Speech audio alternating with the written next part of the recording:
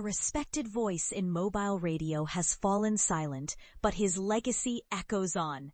The news that Mobile's cherished radio host Tim Camp has passed away will touch many hearts and raise some powerful questions about community, music, and legacy. But here's where it gets particularly emotional. Camp wasn't just a familiar voice on the airwaves. He was a pioneering force behind the sounds that defined Mobile, Alabama's rock and sports radio identity. On Saturday, September 13th, Tim Camp died after a relentless battle with cancer that lasted over 4 years. Just 2 days prior, he had turned 73.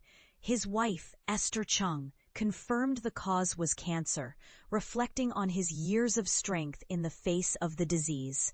WZEW FM 92.1, the station synonymous with Camp, issued a heartfelt announcement.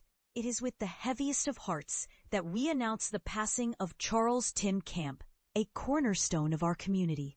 More than merely a broadcaster, Camp was a partial owner of 4 influential radio stations: 92.1 FM WZEW, 92.5 FM The Soul of Mobile, 96.5 The Crab, and controversially for some radio purists, the country's first 24-hour FM sports radio station, WNSP 105.5 FM.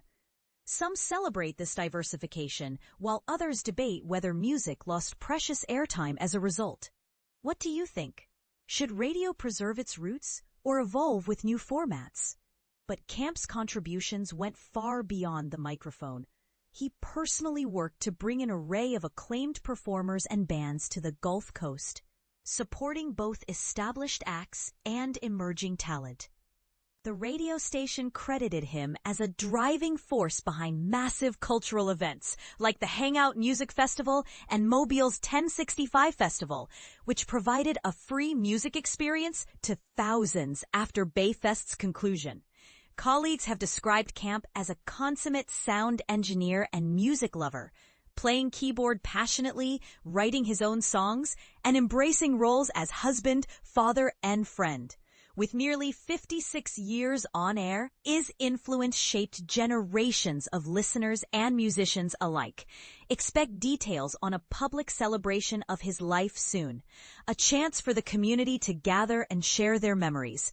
WZEW itself switched in 1984 to a genre-bending adult album alternative format, quickly distinguishing itself with a unique blend of blues, southern rock, up-and-coming singer-songwriters, and local voices. Although Camp wasn't solely responsible for the station's eclectic sound, his musical preferences were unmistakable. He often spoke of the deep musical roots in Mobile.